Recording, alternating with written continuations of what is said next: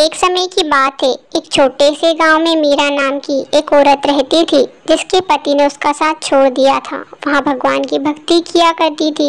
एक दिन उसके सपने में एक पेड़ आया और कहने लगा, मीरा जो भी तुम मुझसे मांगोगी मैं तुम्हें सब कुछ दे दूंगा। ये तुम्हारी भक्ति का ही फल है। कल ही मेरे पास आना और जो भी चाहे वहाँ मांग लेना। जैसे ही दूसरी सुबह होते ही मीरा उठती है, वहाँ उसी पेड़ के पास जाती है जिसका सपना उसे रात को आया था। वहाँ उस पेड़ के पास जाती है और कहती है कि मुझे किसी बात की कमी नहीं है, लेकिन मेरा घर अच्छा नहीं है और मुझे पैसों की भी ज़रूरत है। खाने को भी 2 वक्त की रोटी नसीब नहीं है, तो मुझे कुछ पैसे ही दे दो ताकि मैं अपना अच्छा घर बना लूँ और मेरे पास खाने को भी 2 वक्त की रोटी आ जाए। उसी वक्त पेड़ उसे बहुत सारा धन दे देता है, जिसे देखकर मीरा बहुत ही खुश होती है और वह कहती है, आपका बहुत बहुत शुक्रिया जो आपने मेरे बारे में इतना सोचा और मैं कल फिर आपके पास ज़रूरत पड़ेगी तो आऊँगी।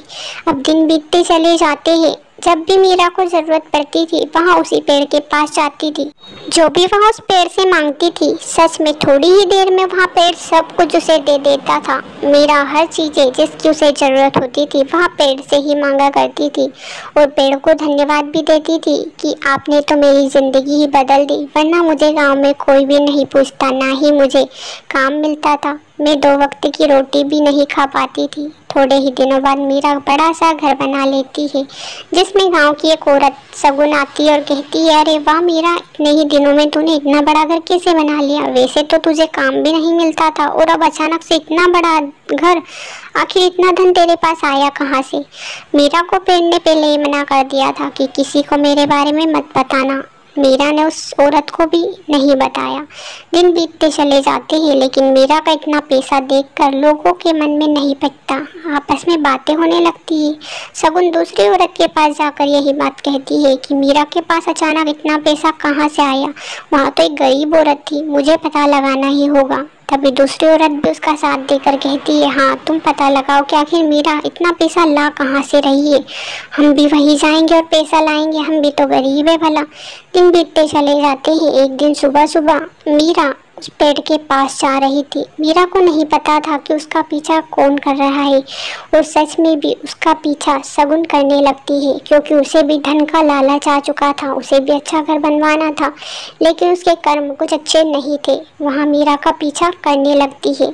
मीरा उस दिन भी उस पेड़ के पास जाती है और कहती है, पेड़ भाई, आप मेरी काफ़ी मदद कर रहे हो, लेकिन मेरे पास घर में सब्जियां बनाने के लिए कुछ नहीं है। आप मुझे ज़रा सी सब्जियां दे दोगे तो आपकी बड़ी ही मेहरबानी होगी। प्लीज़ मुझे आप सब्जियां दे दो। और पेड़ उतने में उसे बहुत सारी सब्जियां दे देता है। यहाँ देखकर मीरा बहुत ही खुश हो रही थी, लेकिन उसे क्या पता था कि उसके पीछे कोई उसे देख रहा है और उसकी सच्चाई सब जान चुके हैं।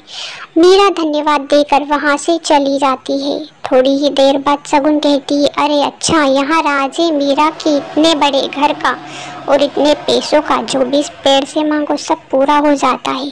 मैं भी इस पेड़ से मांगूंगी और मेरे भी सपने पूरे होंगे। मैं भी एक दिन बड़ा सा घर बनाऊंगी और मीरा जैसी धनवान बन जाऊंगी।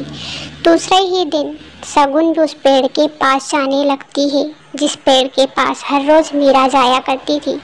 वहाँ भी अब उसी मकसद से जाती है कि उसे भी पेड़ कुछ ना कुछ ज़रूर देगा, जैसे कि मीरा को देता है। जैसे ही वहाँ पेड़ के पास पहुँचते कहती है, पेड़ भाई, आप मीरा की बहुत ही मदद करते हो, हमेशा उसे कुछ ना कुछ देते रहते हो, लेकिन अब हमें भी कुछ दे दो। मीरा को देना बंद कर देना, हमें सब कुछ दे देना, क्योंकि उसके पास तो बहुत धन हो चुका है और हमारे पास तो कुछ नहीं, हम तो गरीब है। उस मीरा ने तो आपको लूट लूट कर सारा घर भर लिया है, अब उसे कुछ मत देना। फिर से शगुन वही बात पेड़ से कहती है। थोड़ी देर तो पेड़ में कोई क्रिया नहीं होती। थोड़ी ही देर बाद पेड़ में से अचानक करंट सा उत्पन्न होने लगता है और आग जलने लगती है, जिसे देखकर शगुन काफ़ी डर जाती है और दौड़ लगाने लगती है। वहाँ उसी का पीछा कर रही थी। शगुन दौड़ लगाने लगती है। उसके शरीर में फिर भी छाले तो पड़ ही जाते हैं।